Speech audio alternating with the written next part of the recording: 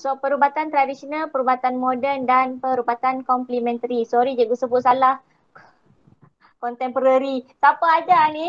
Complementary. Sorry. 1 minit yang awal cikgu sebut salah. Bukan contemporary. Contemporary tu music. Music contemporary. Yang ini adalah complementary. So dah. Korang jangan ikut macam cikgu ya.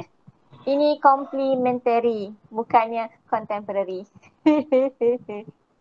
Yakin. Yang penting yakin sebut.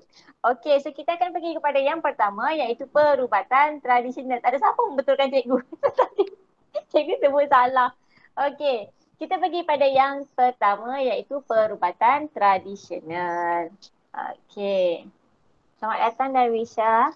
Okey, perubatan tradisional ni biasanya guna kaedah perubatan yang berasaskan tumbuh-tumbuhan dan juga haiwan semula jadi. So, diaplikasi secara khusus maupun gabungan diagnosis dan merawat penyakit. Okey, so ini tradisional. Tradisional biasanya daripada tumbuhan ataupun haiwan.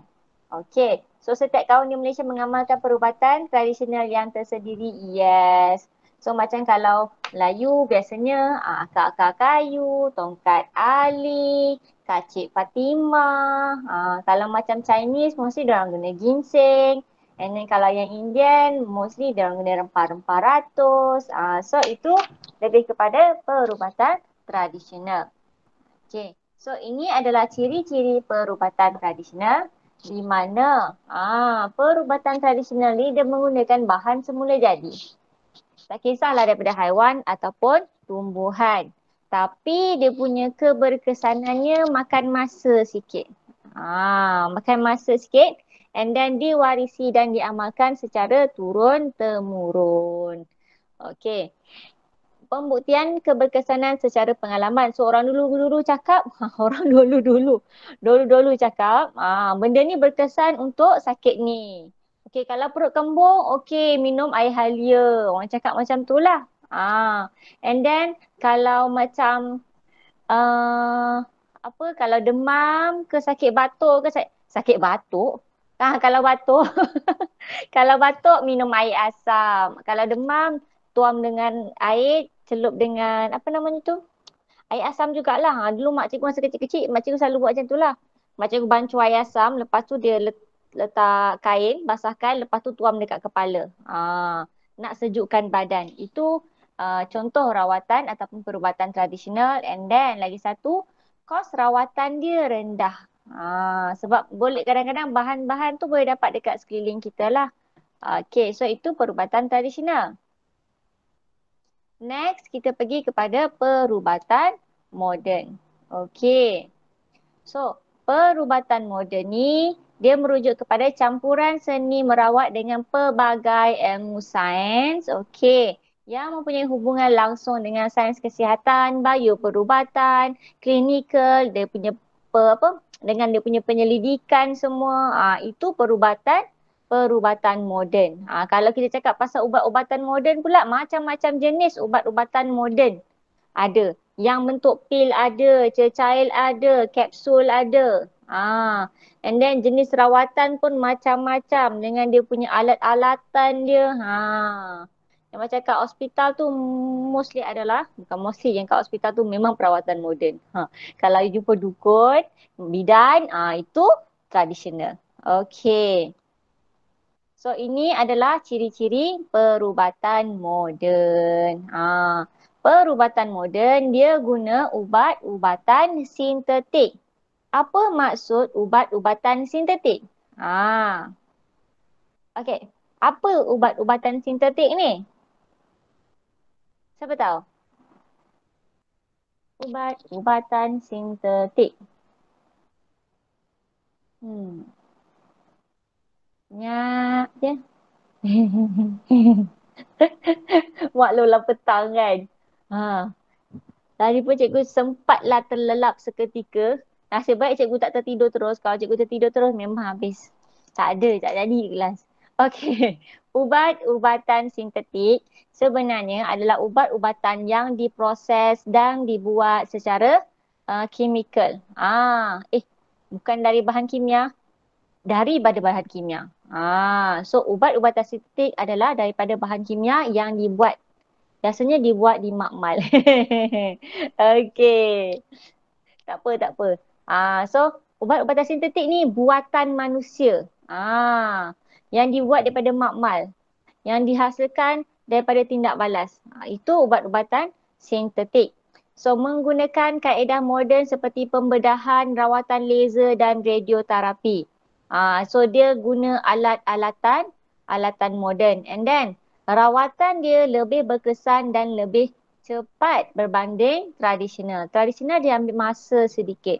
And then pembuktian keberkesanan secara klinikal. Kos rawatan dia tinggi. Yang maksud pembuktian keberkesanan secara klinikal ni, maksudnya dia dah uji. Okey berkesan. Berapa dos yang sesuai? Contoh kalau macam Panadol, berapa dos yang sesuai untuk setiap orang? So seorang boleh ambil berapa dos satu hari? Maksimum berapa? Lepas tu kesan dia berapa lama? Boleh ambil berapa lama? Tempohnya. And then kalau ada ubat, kalau you perasan lah ada setengah ubat dia cakap sekali sehari sahaja makan. Apa yang dua tadi? Dua. Contoh. Contoh kalau ubat ada dia cakap sekali sehari sahaja makan Panadol. Yes betul. Kalau Panadol dia ada tulis tau dekat situ. Selepas berapa jam baru you boleh ambil. Maksimum sekali ambil berapa banyak. You tak boleh lebih. Kalau you lebih, overdose nanti. Kalau overdose, boleh merosakkan ataupun mengganggu kesihatan kita. Bukan nak bagi baik. Malah memberi kesan sampingan. So, kalau ubat-ubatan tradisional pula. Ubat-ubatan moden memang kita kena ambil mengikut nasihat doktor. Kalau doktor cakap banyak ni lah. Jangan ambil lebih-lebih. Okey. Cuma dia mahal lah. And then kalau macam even vaksin sekalipun, okey. Vaksin sekalipun selagi tak lepas ujian klinikal, okey, diorang tak boleh lepas dekat orang. Tak boleh lepas untuk dipasarkan, tak boleh lepas untuk dijual. So diorang kena melalui satu ujian klinikal lah. Kalau awak perasan lah, even vaksin sekalipun, first diorang luluskan untuk dewasa. Kemudian diorang dah luluskan untuk orang mengandung pula, boleh. Sebab dah lepas ujian klinikal tersebut, okey baru dia boleh luluskan. Untuk yang mengandung boleh ambil vaksin juga. Kalau masa awal-awal dulu, cuma orang yang berapa 60 tahun ke atas dengan yang dewasa saja boleh ambil. Yang mengandung tak boleh ambil lagi. Lepas ujian klinikal barulah yang mengandung pun boleh ambil. And then sekarang ni dah lepas ujian klinikal untuk remaja dan juga kanak-kanak sebab tu awak semua pun boleh ambil vaksin sekarang ni. Kalau tak silap cikgu dah start daripada minggu lepas sekolah menengah dah start ambil tingkatan 4, 5 dah ambil. Lepas tu minggu ni dah start daripada umur 12 tahun sehingga 12 tahun sehingga tingkatan 3. 15 tahun. 12 hingga 15 tahun dah start ambil vaksin. So bila lah nak cukup 90% ni masih menunggu sebab nak lintas negeri. Tapi apa pun cikgu dah lintas negeri dah. I'm at the new place. So cikgu dah pindah. Bye-bye Pulau Pinang. Okey, cikgu sambung. Cikgu merapu sikit. Okey. Tapi cikgu masih lagi tak boleh rentas balik kampung cikgu lah. Okey, sambung. Inilah perubatan komplementari. Okey, perubatan komplementari ni secara praktisnya merujuk kepada kepelbagaian kaedah dalam penjagaan kesihatan. So ya, ini lebih kurang macam tradisional, tapi tradisional ni macam ubat-ubatan. Tapi komplementari ni kaedah di mana dia merangkumi dua bahagian utama, iaitu produk semula jadi, senaman badan dan juga minda. Ingat sembayang pun merupakan senaman badan dan juga minda. Okey, kaedah ini digunakan bersama rawatan moden bagi merawat sesuatu penyakit seperti rawatan kanser. Okey, kalau awak dengar ada fisioterapi, samalah juga macam ni. Macam cikgu ada seorang kawan, dia seorang fisio. Fisio ni dia bantu untuk orang-orang yang contoh macam lepas aksiden, bantu orang untuk berjalan semula. Untuk apa? Kalau macam untuk sakit pinggang. So dia ada dia punya kaedah-kaedahnya lah. Cuma dekat sini kita tengok contoh ataupun ciri-ciri perubatan komplementari. Dia tak melibatkan pembedahan, jahitan tak ada. Ada cocok-cocok sikit lah.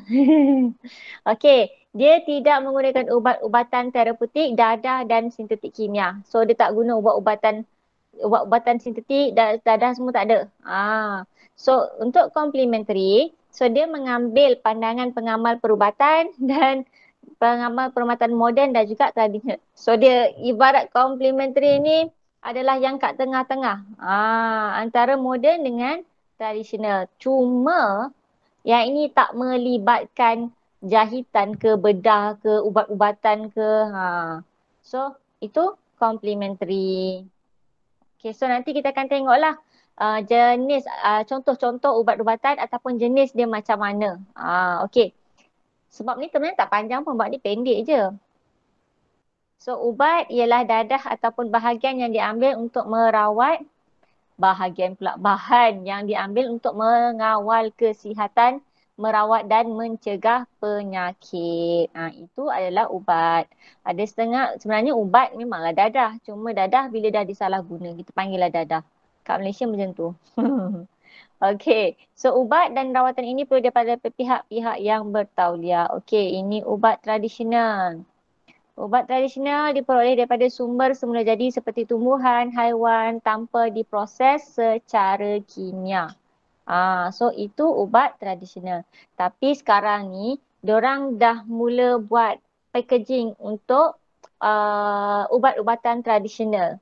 Di mana diorang dah start memproses ubat-ubatan tradisional ni dijadikan sebagai bahan suplemen ataupun bahan tambah untuk kesihatan. Contoh macam kalau awak pergi dekat Guardian ke Watson ke, awak tengok dekat bahagian yang ada pil-pil tu kan. Dah ada pil bawang putih, pil ginger. So yang itu untuk membantu dalam kesihatan lah. Okay. So ubat ni diamalkan sejak ini ayat lah. Okay, contohnya macam ayat ini. Aloe vera. So aloe vera ni mengurangkan kesakitan kulit akibat sunburn ataupun kena benda panas. And then kan sebenarnya aloe vera ni kalau untuk yang jerawat ke ataupun badan gatal-gatal ke memang elok. Kalau macam dulu kat kampung, kat rumah cikgu, memang ada pokok aloe vera ni tau. Memang kalau adik cikgu dia ambil, dia blender, lepas tu dia buat macam air, dia simpan dalam peti sejuk, lepas tu dia buat spray muka. Tapi macam syok tau, sejuk je. Ada yang buat emas. Itulah. Adik cikgu rajin, cikgu tak rajin. Cikgu beli siap macam ni saja. Kalau gatal-gatal ke merah-merah ke kan, cikgu selalu gatal-gatal, cikgu letak benda ni. Ataupun badan panas pun cikgu letak aloe vera juga. Tapi adik cikgu memang rajin gila tau. Dengan aloe veranya, dengan tomatonya, dengan timunnya. Dan timunnya taruh kat mata tu kan. Nak buat apa, buang bag air, apa eye bag kan. Beri dia potong. Tapi dia nak syok tu, dia potong halus-halus. Lepas tu dia letak dalam peti ais. Dah sejuk, letak dekat mata. And then yang tomato tu lagi lah. Yang tomato pun sama, dia blender juga untuk kecantikan. Dia blender, lepas tu sama dia simpan dalam peti ais, yang itu dia buat emas. Kunyit pun sama. Tapi kunyit cikgu tak berani sangat lah kalau untuk kunyit hidup. Kalau dulu-dululah. Yang ni yang part tradisional, kunyit ni dia banyak dia punya khasiat tau. Kalau tradisi orang dulu-dulu, kalau pengantin, dia orang kena lulur. Tahu tak lulur macam mana? Lulur yang untuk buang-buang daki tu kan? Lulur ni sebenarnya Scrub. Sorry. Kalau ikutkan kita panggil sebagai scrub lah. Tapi kalau orang dulu panggil lulur. Tapi kalau untuk orang yang nak kahwin, nak naikkan seri pengantin tu, diorang buat lulur ni guna hampas kelapa, and then lagi satu, diorang guna kunyit tau. Kunyit hidup tu di blender, ambil air dia, lepas tu di scrub dekat badan. And then masa cikgu kahwin dulu, mak cikgu buat lah. Letak yang kunyit tu kan dia sapu. Kalau boleh cikgu tak nak tau sebab nanti badan akan nampak kuning tau. Muka cikgu jadi kuning je. Kalau boleh jangan taruh banyak-banyak. Tapi memang dia baik untuk kulit. Dia boleh menaikkan seri. Tapi kalau dah kuning sangat dah macam pelik lah pula nanti pengantinnya. And then lagi satu, kalau kunyit ni dekat zoo selalunya dorang letak dekat haiwan tau. Kulit haiwan untuk bunuh fungus. Fungus ke bakteria ke kalau macam untuk haiwan yang ada sakit kulit, yes, dorang letak kunyit. And then yang latest cikgu tengok dekat TikTok, ada yang dorang buat kunyit tu, dorang letak kat kucing tau. Tapi sebenarnya tak berapa nak elok lah. Dorang letak kat kucing sama juga. Sebab kucing tu ada kudis dengan kurak. Okay, dorang lumur kucing tu dengan kunyit. Kalau korang pernah nampak lah. Dulu cikgu pernah nampak banyak kali dekat TikTok. Habis kuning kucing tu. Kalau kucing tu si Oyen, boleh lah. Tak ada masalah. Kalau kucing tu putih, dia jadi macam pelik lah warna dia. Okay, sambung. Cikgu dah merapu dah. Okay, ginseng. Okay, ginseng biasanya untuk Chinese lah. Perubatan kaum Cina untuk memelihara kesihatan badan. Kalau macam Halia, untuk melegakan bengkak-bengkak, sengal-sengal pada badan, buang angin. Yang ini cikgu selalu buat. Kalau rasa macam kembung perut ke, cikgu akan ambil Halia, potong-potong-potong, letak dekat air suam. Lepas tu minum. Dia senang rasa lega lah. And then kalau macam kat kedai yang sedap, Bali, Halia, Bali susu Halia. And then ada yang lagi satu cikgu pernah dengar. Diorang buat Halia dengan serai tau. Diorang rebus, minum air dia. Tapi sedap juga. Boleh lah. Boleh lah. Okay, so ini ubat-ubatan tradisional. So pokok bunga raya pun sama juga. Dia melegakan sakit kepala dan merawat masalah keguguran rambut. Sebenarnya bukan pokok bunga raya sahaja. Ada yang pokok inai pun sama juga. Sampai sekarang diorang dah buat produk untuk rambut and then inai tangan. Sebenarnya inai sangat baik untuk kulit tau. Dia boleh memperbaiki kulit. And then kat sini quinina ni sebenarnya kayu manis. Digunakan untuk membuat ubat penyakit malaria. Betul kan ni? Kulit pokok quinina. Tak apa, nanti cikgu cari balik yang quinina ni. I'm not sure sangat. Kayu manis ke? Betul, search sekejap. Quinina ni betul ke kayu manis? Kan nanti cikgu salah fakta kan, kesian korang. Cikgu cari sekejap. Quinina ni betul ke kayu manis?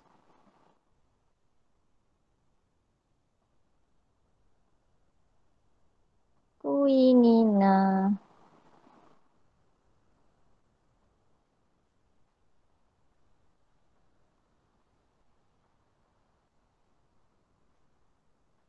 Betul tak?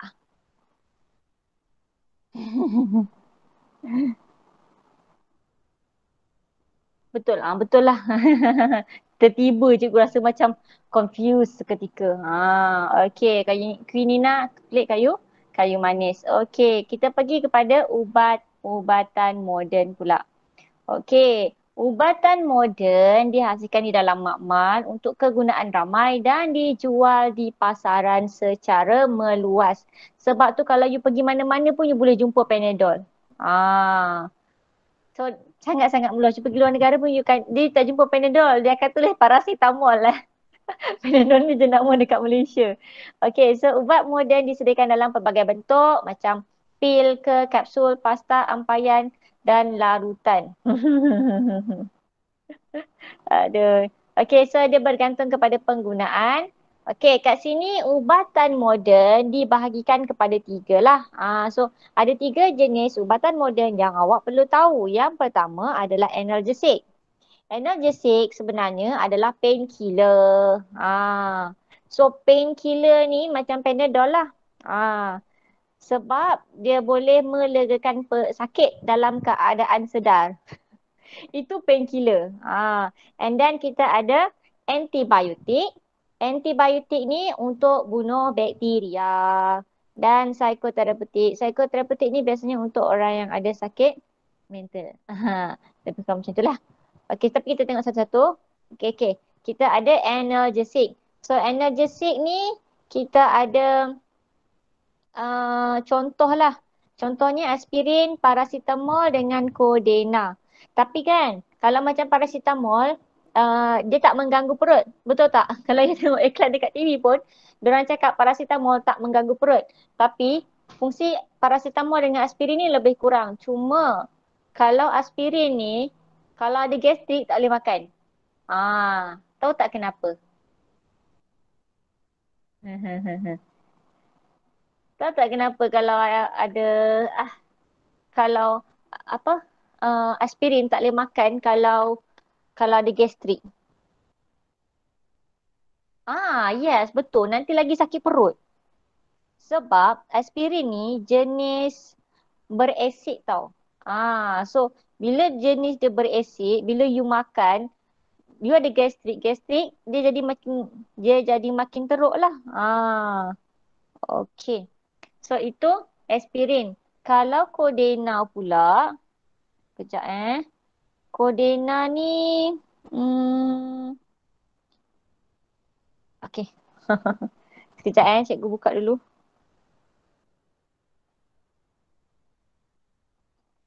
Sebab yang ini dia lebih kurang sama macam, okay, kalau Codeine ni dia lebih kepada untuk melegakan sakit, rawatan batuk dan juga cerit-berit.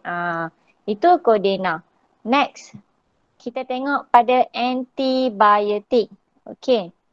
Antibiotik fungsi dia nak bunuh ataupun halang pertumbuhan bakteria yang berjangkit. So biasanya ubat ini dihasilkan daripada kumpulan mikroorganisma seperti fungus ataupun bakteria yang boleh melawan bakteria penyebab penyakit. So dia sebenarnya diperbuat daripada mikroorganisma juga. Okay. So macam mana dia buat? Daripada sintesis bahan kimia. So ubat ini perlu dihabiskan. Ingat ya, kalau you dapat antibiotik daripada doktor, doktor suruh habiskan walaupun you dah sihat, kena habiskan juga. Sebab apa? Kajian dah dibuat, dos dia cukup. Okey, dos banyak ni baru boleh bagi mikroorganisma tersebut, bakteria tu betul-betul mati.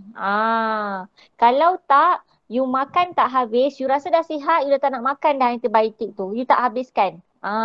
Dia ibarat ada lagi sisa-sisa bakteria yang tak mati tu. Memang you dah nampak macam sihat. Tapi ada sisa-sisa lagi. And then, kalau next time you kena attack dengan benda yang sama, benda tu dah mutation, bermutasi. Dan dia dah jadi resistant. Resistant maksudnya, apa ya? Dia dah kebal. Dah kebal dah dengan antibiotik tu. So doktor tak boleh bagi antibiotik yang sama. Doktor kena bagi yang lagi kuat daripada tu. So make sure kena habiskan antibiotik. So contoh kat sini, antibiotik adalah penicillin dengan streptomycin. Okey, itu contoh antibiotik. And then, last kali kita ada psikoterapeutik. Okey, psikoterapeutik ni dia nak rawat pesakit psikiatrik. So benda ni tak boleh sewenang-wenangnya diambil dan perlu mengikut dos yang ditetapkan oleh doktor. Kerana ubat-ubat untuk psikiatrik ni, ubat-ubat psikoterapeutik ni, dia boleh menyebabkan perubahan perasaan, pemikiran dan juga kelakuan seseorang. So tak boleh suka-suka ambil. Okey. Ubat ini boleh dikelaskan kepada 3. Okey, so untuk ubat psikoterapeutik ada 3 jenis. Stimulan, antidepresan dengan antipsikotik. Okey, stimulan ni adalah untuk merangsang. Okey, so untuk merangsang, mengaktifkan kegiatan otak, badan dan juga perasaan penyakit. Perasaan penyakit. Sorry. Perasaan pesakit.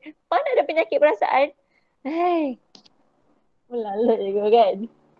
So dia mempengaruhi emosi dia. Emosi, kegiatan otak dia, dia punya perasaan dia. So ini contoh amfetamin. And then sebenarnya kan amfetamin bahasa Inggeris. Amfetamina ni sebenarnya adalah sejenis dadah juga. Okay. And then kita ada anti-depression. Anti-depression ni untuk kawal kemurungan. So apa? Uh, apa yang namanya tu? Saya tak ingat. Uh, Kemurungan sebenarnya adalah satu penyakit. Sorry. Kemurungan adalah satu penyakit yang yes, tahu pun apa cikgu nak sebut. Depression. So depression ataupun kemurungan sebenarnya adalah satu penyakit yang kalau orang tu kena, dia bukan dibuat-buat. And then lagi satu kalau macam orang kena anxiety. So benda tu bukan dibuat-buat tau. Tak boleh uh, tak boleh dibuat main-main lah sebenarnya. Sebab orang yang pernah alami saja tahu macam mana sakitnya depression, sakitnya anxiety. Kalau dibuat-buat tak jadi. Memang tak jadi. Kalau yang laluinya memang kita akan rasa macam at the moment jangan main-main kalau ada orang kata macam kejap-kejap rasa macam nak mati, kejap-kejap rasa macam nak biasa, macam tak ada apa-apa. And then kalau dalam counselling, bila you sebut tentang tumbuk dinding, lagi satu kan, korang perasan tak ada satu trend dekat TikTok tu, yang trend murder tu. Yang yang orang buat macam ni yang yang macam macam nak bunuh tu kan. Banyak pula benda tu dekat TikTok. Rasa macam kita tengok pun takut dengan orang punya fake blood lagi. And then orang guna darah tipu and then tulis kat situ POV fake blood. Tapi benda-benda macam tu sebenarnya boleh trigger orang-orang yang ada masalah mental tau. Bukan masalah mental. Orang-orang yang ada masalah depression. Macam boleh trigger orang tu untuk buat sesuatu. Walaupun benda tu macam contoh sahaja, tapi kita tak tahu. Macam ada satu ayat tu cakap, bukan ayat, dia lagu tu cikgu ada dengar. Ibarat macam kita takkan tahu jika ada seorang pembunuh di sebelah kita, kita takkan tahu dekat orang sebelah kita boleh jadi dia ada masalah. You will never know a murder sitting next to you. You will never know. Apa entah lagi ayat tu, tahu tak? Cikgu buat korang berteka-teki. Ada ayat tu. So kita perlu berhati-hati dalam setiap perbuatan kita lah. Okay. Anti-depression untuk mengawal kemurungan, and then lagi satu kita ada anti-psikotik atau antipsikotik lah. So antipsikotik adalah contoh ubat penenang. Ubat penenang, yes. Psikotik. Okay. Ubat penenang. Penenang ni contoh macam tranquilizer, barbiturat, dozapin dan haloperidol. So kalau untuk ubat penenang, contoh kalau orang tu dah macam histeria teruk, tak boleh bertenang, menjerit-jerit, okey. Dia akan letak ubat penenang. Okey, so ini untuk ubat-ubatan moden. Untuk awak punya syllabus dia terbahagi kepada 3 lah. Kalau untuk syllabus lain memang banyak lagi sebenarnya. Jenis-jenis ubat. Apa yang awak perlu tahu adalah ni lah. Ada 3 ni. Psikoterapeutik ni. Psikoterapeutik. Ya, sorry. Psikoterapeutik ataupun ubat psikotik. And then sebenarnya ada lagi ubat anti-alergi, ubat kortikosteroid. Iaitu contoh-contoh lain lah. Okay. So kita pergi kepada perubatan komplementari. Okay. Perubatan komplementari ini tak hanya memfokus usaha merawat penyakit sahaja tapi memastikan pesakit sihat secara holistik, merangkumi fizikal, mental dan juga emosi. Itu komplementari. So perubatan komplementari adalah rawatan tambahan yang dilakukan bersama perubatan moden dalam merawat penyakit. Okey, contoh yang pertama adalah akupuncture. Akupuncture yang ini dia masukkan jarum steril tau. Jarum steril ni maksudnya dia dah bunuh dah dulu mikroorganisma yang ada pada pada jarum tersebut. So yang kalau kat hospital pun semua alat-alat bedah ke, kalau even uh, klinik gigi pun semua barang-barang yang diguna tu semua dah steril dah. Steril ni dia kalau macam kat hospital ke, dia orang ada macam alat tu, dia orang masuk dalam tu, okey, dia ibarat benda tu semua di boil. Bagi mati semua kuman. So jarum steril dimasukkan ke dalam titik-titik tertentu pada kulit. So yang ini disebut sebagai titik acupuncture. Dan kemudian dimasukkan secara perlahan dan lembut. Yang ini untuk merangsang sistem saraf untuk melegakan penyakit. Itu acupuncture. And then kita ada chiropractic. So chiropractic ni yang digunakan untuk, yang ini untuk orang-orang yang ada kemahiran saja. Yang tak ada kemahiran jangan buat. Bahaya. Kadang-kadang orang cakap jangan duk sini sini suka kelatang-tang tersilap, memang boleh sakit leher. Kalau yang chiropractic, dia memang dah belajar lah. So, untuk chiropractic, patah terus. Tapi serius, dulu cikgu pernah rasa, kan kalau kita rasa lenguh kan kita akan tarik macam ni, macam ni. And then kalau ada orang yang ni kan dia perak, perak macam tu. Tapi kalau tersilap perak, tengleng terus. Okey. So, yang ini membetulkan kedudukan tulang menggunakan tangan. Okey, kiropraktik berkesan untuk merawat sakit belakang, leher, sendi, kepala dan juga kecederaan sukan. So, yang ini orang yang memang betul-betul belajar boleh buat. Kalau tak, memang silap, memang naya lah. Okey, itu kiropraktik. And then, urutan tradisional. Urutan tradisional ni, dia tak masuk dalam apa perubatan tradisional, tapi dia lebih kepada uh, complementary. Sebab dia tidak melibatkan ubat-ubatan, dia cuma urutan. So urutan ni memanipulasi tisu lembut badan menggunakan tangan, jari dan penumbuk diurut. Urut didapati dapat melegakan keresahan, kesakitan, keletihan dan ketegangan otot dan masalah urat saraf. Tapi serius kalau dapat pergi berurut memang sedap. Dia macam syok gila. Tapi cikgu pernah tau, cikgu pernah pergi berurut dekat bidan kampung. Uh, tapi serius, lepas urut kita rasa macam badan kita ringan, rasa selesa, masuk urut tu macam syok gila. Tapi kalau you urut dengan bidang kampung, biasanya masa urut tu you rasa selesa, seronok tau, sedap. Tapi 2-3 hari lepas tu je akan rasa badan you sakit. Sebab dia piat kuat tau, boleh tahan lah.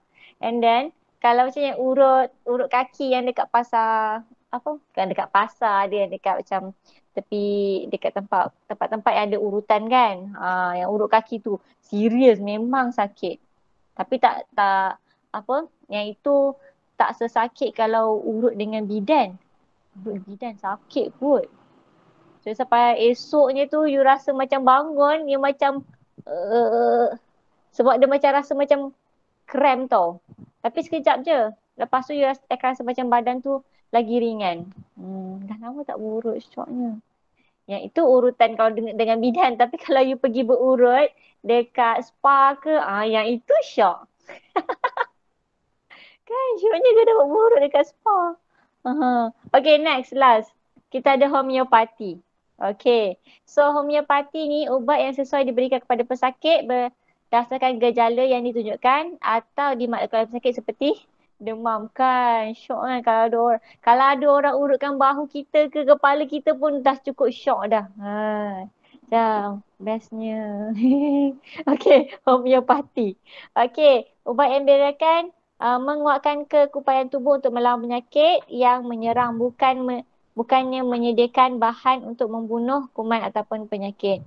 Sebenarnya homeopati ni lebih kepada macam mana homeopati ni?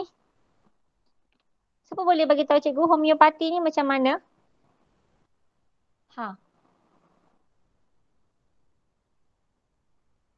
Homeopati.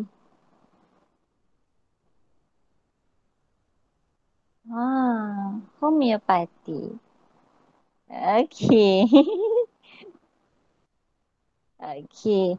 Homeopati ni ada yang tulis ke? Tak ada apa pun. Kalau ikutkan homeopati ni macam uh, dia macam kepercayaan pun ada juga. Dia tak ada benda yang jelas berkaitan dengan homeopati. Tapi bagi cikgu kalau macam yang homeopati ni ada yang menggunakan uh, kalau perasan lah. Yang untuk yang latest ni kan ada dia cakap kalau rebus air apa namanya tu? Uh, Bunga cengkeh.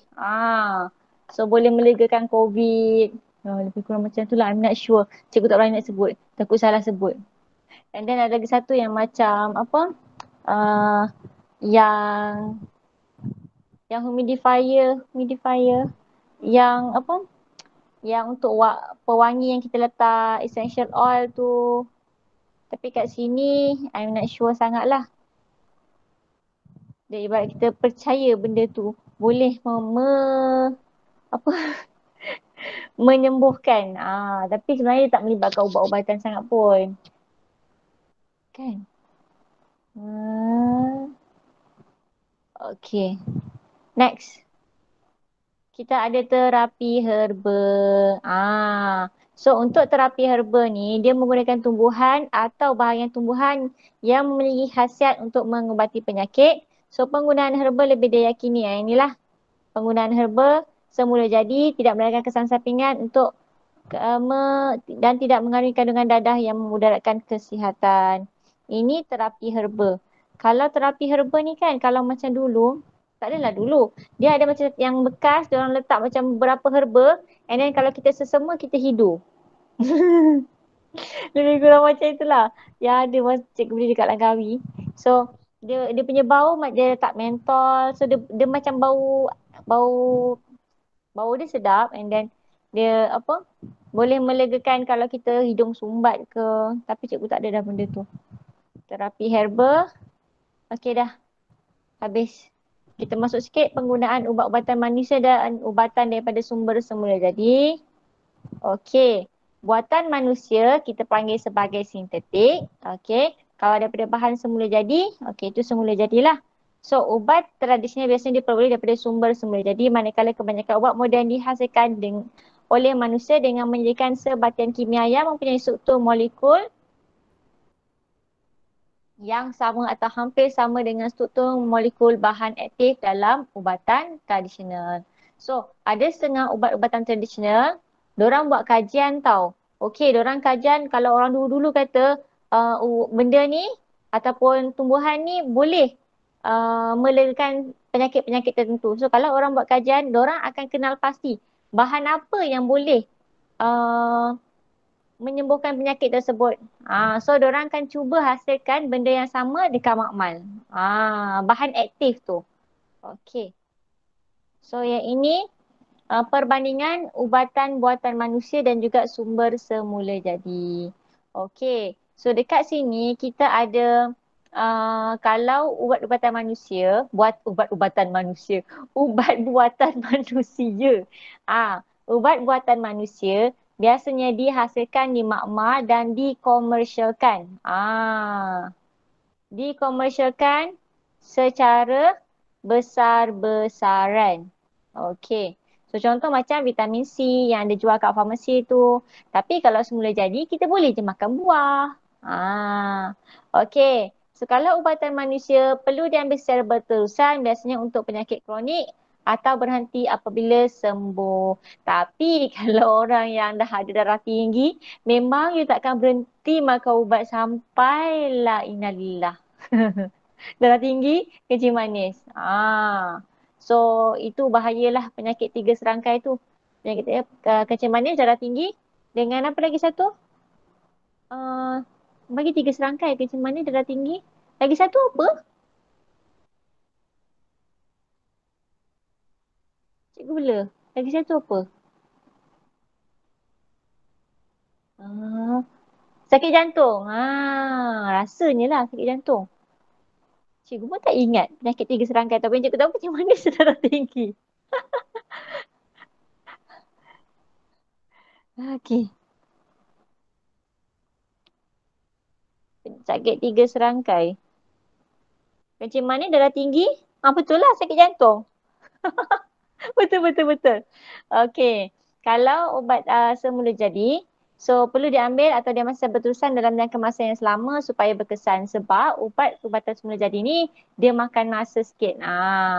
Okey. So bukti penyembuhan berdasarkan ujian klinikal, yes, dia lakukan ujian, benda tu berkesan, barulah boleh lulus. Okey. Tapi kalau untuk semula jadi, lebih kepada kepercayaan dan pengalaman orang dulu. Orang dulu kata, berkesan buat macam ni, buat. Okay, and then dua-dua akan ada risiko kalau diambil tanpa nasihat doktor. Perlu ikut dos yang betul. Okay, next. Kesan penyalahgunaan ubat-ubatan. Okay.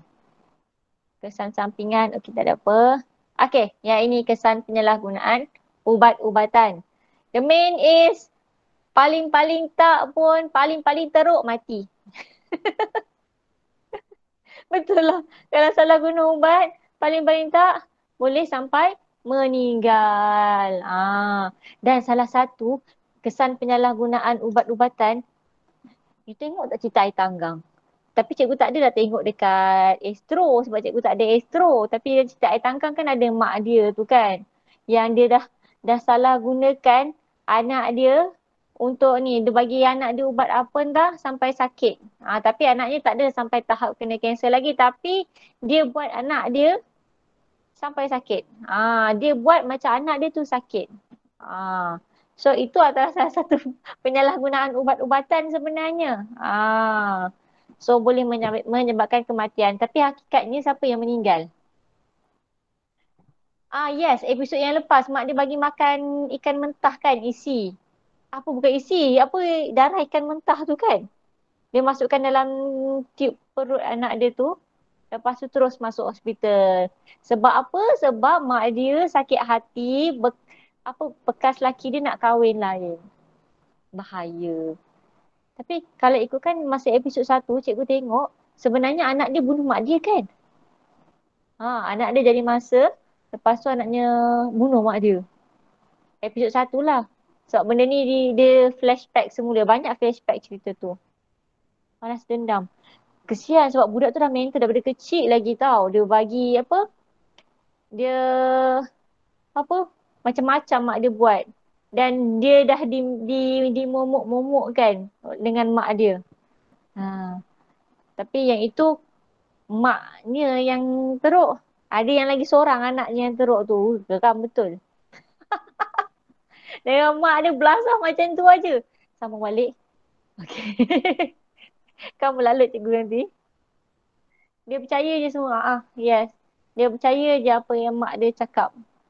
Tapi yang episod lepas kan bila dorang semua tanya yang dorang buat perkongsian di mana kesan kemoterapi kan. Kesan kemoterapi ada yang sampai cek berik, ada yang muntah-muntah. Tapi dia dah start rasa pelik. Kenapa bila mak dia buat kemo dekat dia, dia tak rasa apa-apa pun. Dia tak sakit apa pun. Sebab dia memang tak sakit. Okay, so ini menyebabkan kesan sampingan yang teruk seperti alahan, muntah, sakit kepala, demam dan pingsan. Okey, menyebabkan ketagihan ubat jika diambil secara berlebihan. Ini contoh macam ubat batuk lah. Ubat batuk kalau ambil secara berlebihan boleh sampai ketagih tau. Hati-hati. Okey. And then menyebabkan ubat kurang berkesan untuk melawan penyakit, maka penyakit yang ingin diubati tidak sembuh. Yang ini kalau berkaitan dengan antibiotik tadi. Kalau antibiotik tu tak ambil dengan dos yang betul, so nanti dia punya keberkesanannya akan berkurang untuk lawan penyakit. Okey. Radikal bebas. Kita ada radikal bebas. Okey. Formations of radical. Okey, radikal ni apa? So, radikal bebas ialah atom ataupun molekul yang kekurangan satu elektron yang menjadikan atom tersebut tak stabil, reaktif dan cenderung untuk menyerang atom lain ataupun molekul lain. So, radikal bebas. Itulah radikal. So, kesan radikal bebas terhadap manusia. Contoh kalau macam kulit kita terdedah kepada radikal bebas, mulalah muka kita cepat kedut lah. Itu kalau muka. Tapi banyak lagi kesan radikal bebas terhadap manusia. Proses pengoksidan ialah tindak balas kimia yang berlaku apabila satu bahan tindak balas mengalami kehilangan elektron. Okey, proses pengoksidan berlaku secara semula jadi di dalam badan menghasilkan radikal bebas. Okey, keadaan ini mencontohkan tindak balas berantai untuk menghasilkan lebih banyak radikal bebas. Metabolisme dan keradangan adalah antara dua faktor dalaman yang menghasilkan radikal bebas di dalam badan. So kat sini ada dua faktor. Dua faktor dalaman yang menghasilkan radikal bebas dalam badan kita iaitu kita punya metabolisme dan juga keradangan. Dia ada faktor dalaman dan juga ada faktor luaran. Kalau faktor luaran pula yang ini dipengaruhi oleh jumlah radikal bebas yang di dalam badan. So yang ini contoh macam asap rokok, pendedahan kepada radiasi, cahaya matahari dan pencemaran udara itu faktor luaran. Kalau faktor dalaman, metabolisme dan juga keradangan. Kalau luaran, ni asap-asap rokok, cahaya UV light, ataupun udara, pencemaran udara kat sekeliling. Okey, itu boleh mengakibatkan radikal bebas. Okey. Tapi masalahnya, benda ni memang normal, memang berlaku. Tapi kalau terlalu banyak radikal bebas dalam badan, so yang ini yang akan menjejaskan kesihatan. Okay, so ini kesan radikal bebas terhadap kesihatan manusia. So boleh menyebabkan penyakit kardiovaskular dan juga ketidaksuburan, merosakkan buah pinggang, hati dan peparu, menyebabkan penuaan awal seperti wajah berkedut dan rambut berubat. Inilah yang cikgu maksudkan tadi. So muka akan cepat berkedut dan rambut beruban. Okey, so itu kesan daripada radikal bebas. Okey, so ini faktor dalaman. So metabolisme. So bila dia membebaskan elektron, so dia menyebabkan kerosakan DNA ataupun keradangan. So ada dua faktor tadi, metabolisme dan juga keradangan. So dia boleh menyebabkan kerosakan DNA. So yang ini adalah radikal bebas lah. So faktor dalaman. Kita tengok faktor luaran pula. Faktor luaran ni lebih kepada pencemaran udara, sinar UV, sisa toksik, asap rokok ataupun sinaran ion. X-ray lah, biasanya X-ray. Okey, so ini juga boleh menyebabkan kerosakan DNA apabila terbebasnya radikal bebas. Okey.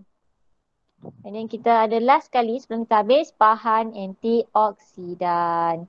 Okey, bahan antioksidan ialah bahan kimia yang diperlukan oleh badan untuk lambatkan ataupun hentikan proses pengoksidaan. Kita tak nak sebenarnya proses pengoksidaan ni. Bila proses pengoksidaan ni berlaku, kita nampak lagi tua. And then, you perasan tak kalau kita potong buah apple ke apa-apa buah, kita potong tak makan, sekejap je permukaan buah tu dah start jadi warna coklat-coklat. Sekejap. Ada tak buah yang dah start? Okey, ada. Dekat belakang. Dia busuk. Yes, dia buah akan start nampak busuk lah. Contoh macam kat sini. Okey. Aduh. Cikgu ada buah apple yang dah potong tau. Okey. Okey. Pengoksidaan berlaku bila kalau ini pengoksidaan yang berlaku pada buah lah. Kalau buah dah potong, dia akan start jadi warna hitam-hitam macam ni. So ini maksudnya dah berlaku pengoksidaan dekat buah ni.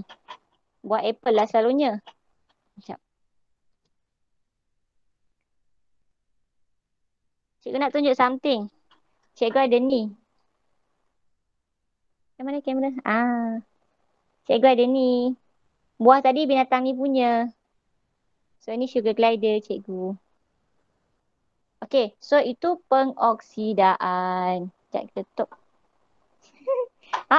Cikgu ada 6 ekor tau sugar glider. Yang itu besar sikit, yang ni kecil sikit. Okay, jom kita teman kita belajar hari ni. Okay. So, pengoksidaan.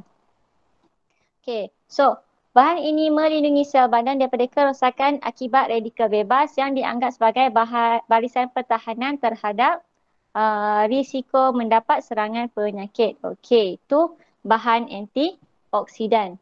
Antioksidan adalah bahan yang menghalang ataupun melambatkan proses pengoksidaan. Oleh itu, kita perlu gunakan bahan antioksidan melalui makanan.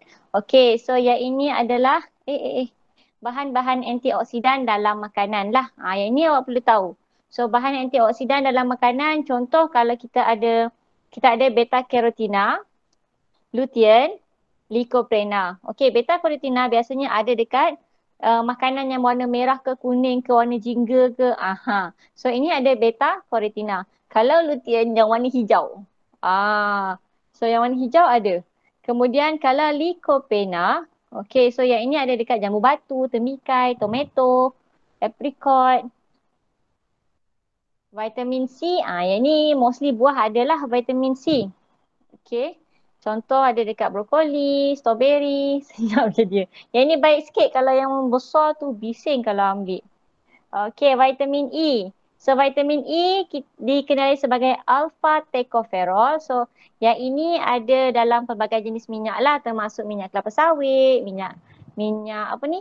Minyak germa gandum, minyak jagung, minyak kacang soya. Itu vitamin E. So bahan-bahan antioksidan ini contoh-contoh bahan-bahan antioksidan yang ada dalam makanan. So kita tahulah kat mana nak dapatkan bahan-bahan antioksidan ni. Okey, faktor yang mempengaruhi pengoksidaan makanan. So macam tadi cikgu tunjuk dekat awak, buah apple tadi dah potong dan dia terdedah kepada udara. So buah apple tadi dia akan start jadi warna coklat macam ni lah. So proses ini menyebabkan buah seperti apple bisa menjadi perang apabila dibiar terdedah kepada udara. So yang ini menunjukkan bahawa berlakunya proses pengoksidaan terhadap makanan tersebut. Okey, habis produk kesihatan ni tak ada apa sangat. So produk kesihatan ni bahan aktif. Bahan aktif dalam satu produk berkesan terhadap penyembuhan ataupun pencegahan penyakit. Sekejap. Kalau macam bahan aktif ni, kalau macam dekat dekat suplemen selalunya ada. Sekejap, cikgu ada suplemen ni. Cikgu ada suplemen yang ni. So dekat sini kan,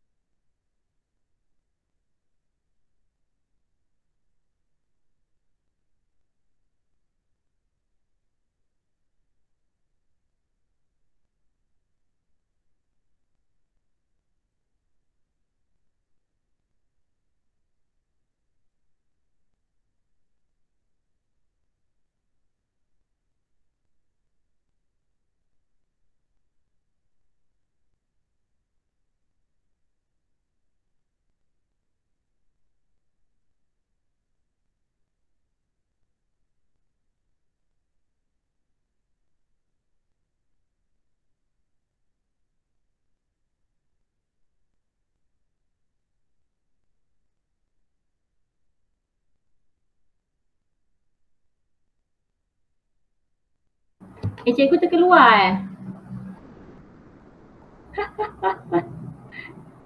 Cikgu punya apa? Cikgu punya handset terkeluar. Cikgu tak tahu kenapa dia loading. Kenapa kita sambung. Dengar suara cikgu kan? Okey, sebab dah nak habis dah ni. Sikit lagi. Okey, so penggunaan produk kesihatan yang terdapat dalam pasaran. Okey, so untuk mencegah penyakit, contohnya pengambilan multivitamin dapat meningkatkan proses pembesaran kanak-kanak. Itu untuk kanak-kanak lah. So yang ini gaya hidup masyarakat kini sibuk bekerja dan tidak mengambil pemakanan seimbang. Yes, kalau kita tak mengambil pemakanan seimbang, salah satu cara untuk menjamin kesihatan ambil suplemen. Contohnya pengambilan pil-pil vitamin menjadi pelengkap kepada amalan pemakanan yang tak seimbang. Tambah lagi macam-macam sekarang ni makanan, mostly semua yang tak sihat. Nak tak nak kena jugalah ambil. Kejap. Okay, so the end. Cikgu nak try masuk lagi sekali guna handset. I don't know why. Tadi laptop cikgu hang, sekarang ni handset pula. Ayo. Mana ni? Ni.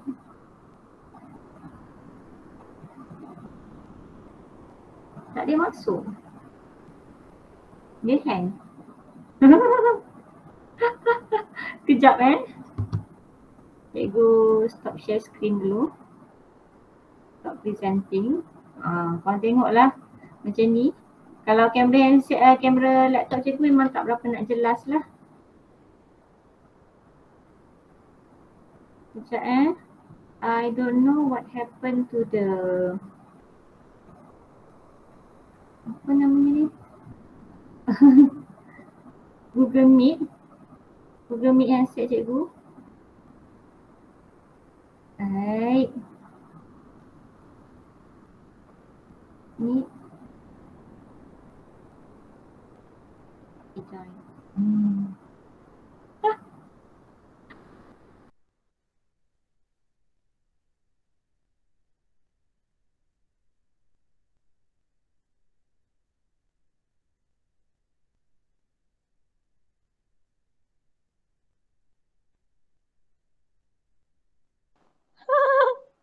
Sorry lah cikgu lupa, cikgu mute. Okay, ada apa-apa soalan tak? Kalau tak ada apa-apa soalan, kita akan terus proceed kepada apa namanya? Soalan lah. So kalau tak ada, kita proceed kepada soalan lah. Share screen. Start sharing. Okay.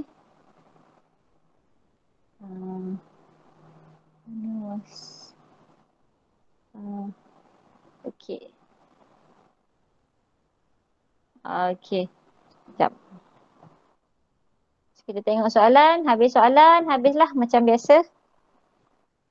Okay. So, soalan cikgu rasa tak susah mana pun dan mostly soalan cikgu berdasarkan buku teks. Okey, soalan yang pertama, yang manakah merupakan ciri-ciri perubatan moden? Okey, ciri-ciri perubatan moden. Mana? Bahagian chat.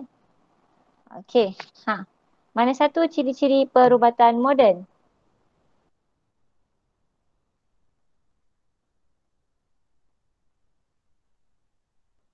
Rawatan ubat menggunakan ubat-ubatan sintetik, pembuktian berkesan secara pengalaman. Tidak. Okey, A, B. Oh, ni moden Moden okey. So moden ubat-ubatan sintetik ramai jawab A. Okey, continue A. Okey, betul. A. So maklumat salah satu kaedah perubatan. Okey, moden. So moden dia menggunakan ubat-ubatan sintetik. Okey, so yang ini kaedah perubatan perlahan makan masa diwarisi dan diamalkan secara turun-temurun. Okey. So mostly jawab C, perubatan tradisional. Okey, yes, betul. Perubatan tradisional. Next. Ciri perubatan komplementari. Okey. Ciri perubatan komplementari.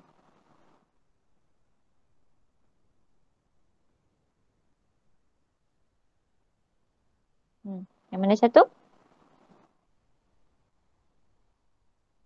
Tu, tu, tu. Tudu, tudu, tudu, tudu, tudu. Okay. So, oh, Nurin jawab D. C, C, C, A? A? Okay. So, complementary. Bukan. Ya. Ha. Okay. Hati-hati. Dia bukan. So, kalau bukan, mesti jawab C. Rawatan menggunakan ubat-ubatan sintetik tu adalah untuk perubatan moden. Okay, next. Berfungsi untuk membunuh ataupun menghalang pertumbuhan bakteria berjangkit. Haha. Weh, laju yang ini senang. Okey, yang untuk membunuh ataupun menghalang pertumbuhan bakteria berjangkit adalah antibiotik. Okey, confirm. Betul. Next. Yang ini ubat jenis psikoterapeutik. Kita ada 3 tadi. So, yang ketiga adalah psikoterapeutik. Yang ini untuk yang ada masalah penyakit mental. Okey. Mesti jawab A Streptomycin. Ya ke? Streptomycin. Salah. Stimulan. Ya. Ha? Stimulan. So, streptomycin ni tadi ubat untuk apa tadi?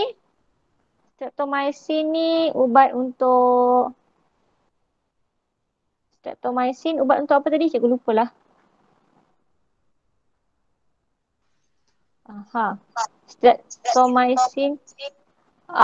Streptomycin ni antibiotik. Stimulan kan ubat untuk psikoterapeutik ada stimulan, antidepressant dengan antipsikotik. So stimulan. Okay, next. Merupakan rawatan moden. Oh, ya ke? Alamak. Tak sempat jawab, cikgu tekan dulu ya. Alah, sorry. Okay, so rawatan moden.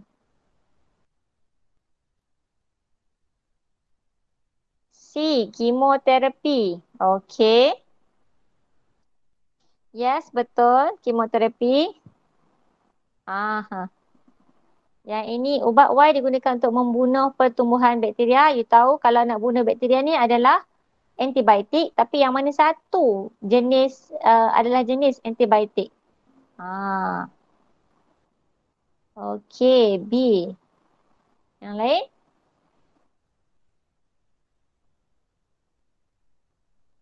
A. Aspirin. Okay, ada yang jawab aspirin, ada yang jawab penicillin. Baru 2 orang ni yang jawab ni. Mana lagi 2 orang? A kot. Okey, Siti Nurdana jawab B. Okey. So, kat sini ada 2 orang dah jawab B. Mana lagi seorang? Lagi 2 orang? Lagi seorang. Ada 4 orang je dalam ni. Okey, Darwisha pun jawab B juga. Okey, so penicillin. Okey, yes, betul. Untuk antibiotik, kita ada penicillin dengan streptomycin. Kalau aspirin ni adalah painkiller. Aspirin ni yang cikgu cakap tak boleh makan waktu sakit perut, ada gastrik tu. Sebab dia berasid. Okey. Next, soalan nombor 8. Kesan penyalahgunaan ubat-ubatan. Yang ini ada 2 jawapan yang betul. Okey. Kesan penyalahgunaan ubat-ubatan.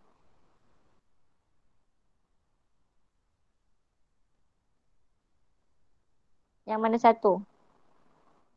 Just letak 1, 2, 3, 4. Nombor 2. Okey. Nombor 1. Menyebabkan kesan sampingan. Okey. Okey, betul. Next. Nombor 9. Yang ini betul ataupun salah sahaja. Radikal bebas ialah atom atau molekul yang kekurangan satu elektron yang menjadikan atom atau molekul tersebut tidak stabil, reaktif atau cenderung untuk menyerang atom ataupun molekul lain. Betul. Betul. Okey. Mesti jawab betul. Okey, betul. Nombor 10. Bukan kesan radikal bebas.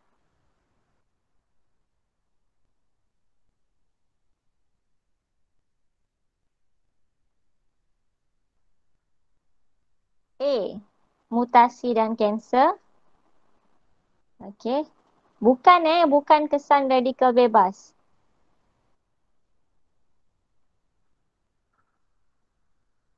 Dia yang jawab B. Cikgu rasa cikgu ada sebut tadi tapi cikgu sebut dengan lajunya. B, B, B, B. B jugalah. Okey. B jugalah. Okay, cikgu tekan B lah. Okey. Yes, betul. Tekanan darah tinggi. Okey, next. Faktor dalaman yang menyebabkan radikal bebas terhasil. Faktor dalaman tadi ada dua sahaja. Yang pertama, apa yang pertama tadi? Uh, Radikal faktor dalaman dia ada dua. Oh, metabolisme. Ha ha. Metabolisme dan juga keradangan sel darah putih. Okey. Yes, betul. Yang asap rokok, sinaran mengayon ataupun sinaran ultraungu, yang ini adalah faktor luaran. Next. Yang ini betul ke tidak? Bahan antioksida ialah bahan sebatian kimia yang diperlukan oleh badan untuk mempercepatkan ataupun menggalakkan proses pengoksidaan. Salah. Okey. Ada yang jawab salah, ada yang jawab betul. Salah. Salah. Aha. Okey. Mempercepatkan ataupun menggalakkan proses pengoksidaan. Okey. Mesti jawab salah. Okey. Yes. So bahan antioksida sebatian yang diperlukan untuk melambatkan. Tu bahan antioksida. So maksudnya bila antioksida dia nak lambatkan proses tersebut. Okey, so dia bukan nak mencepatkan, dia nak melambatkan. So namanya antioksida. Okay, next kita ada dua soalan lagi. Ni yang warna hijau tadi. Okey. So sering dikaitkan dengan mata yang sihat. Bahan antioksida ni terdapat dalam sayur-sayuran hijau seperti kobis, bayam, brokoli. Apakah antioksidan X? Yang ini pun tadi cikgu pergi sekejap je. Yang ada kobis tadi. Lutein. Okey. Ada yang jawab vitamin C. Vitamin C. Vitamin C. Majoriti cakap A ni. Vitamin C. Sayur-sayuran hijau. Tak apalah. So majoriti yang jawab A. Mungkin. Okey. Sebenarnya jawapan adalah lutein. So siapa yang jawab C awal-awal tadi, jawapan awak betul lutein. Vitamin C mesti daripada buah-buahan buah-buahan. Macam buah apple, buah limau. So itu ada vitamin C anggur. Okay, yang ini lutein ni daripada sayur-sayuran hijau. Okay, last soalan nombor 14. Bahan aktif. Okay, last bahan aktif. Okay, betul. Okay, betul.